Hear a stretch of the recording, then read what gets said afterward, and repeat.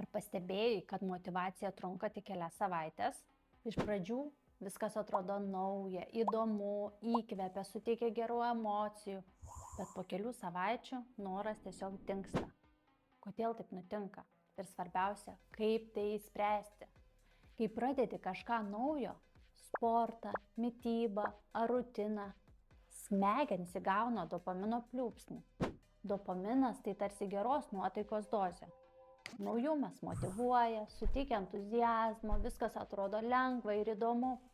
Pavyzdžiui, naujas mitybos planas, nauja treniruočių programa, nauji rūbai, viskas atrodo įdomu, kol tai nauja.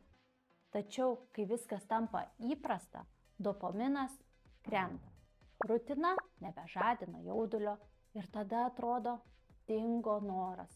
Būtent čia dauguma ir sustoja. Jie galvoja, kad kažkas su jais ne taip, bet tai klaida. Problema ne tu, tiesiog tavo smegenys greitai pripranta prie naujų dalykų. Kad tai išspręstum, nereikia ieškoti naujos motyvacijos, reikia sukurti paprastą sistemą, kuri veiktų automatiškai. Pavyzdžiui, eik sportuoti tuo pačiu metu kasdien. Pasiek rūbus iš vakaro. Susiplanuok treniruotės eigą iš anksto. Kai tai tampa įpročiu, nebereikia stengtis. Tu tiesiog darai. Ir štai kur paslaptis. Kai nebesitikė įkvėpimo, o remiesi tvarka, motyvacija nedingsta. Ji tampa tavo kasdienybė. Juk dantų valymui motyvacijos nereikia. Tiesa? Kai motyvacija dingsta, nesustok. Stiprink sistemą, ne emociją.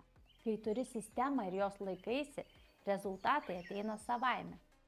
Parašyk komentaruose, ar tu šiuo metu labiau remiesi įkvėpimu ar įpročiu.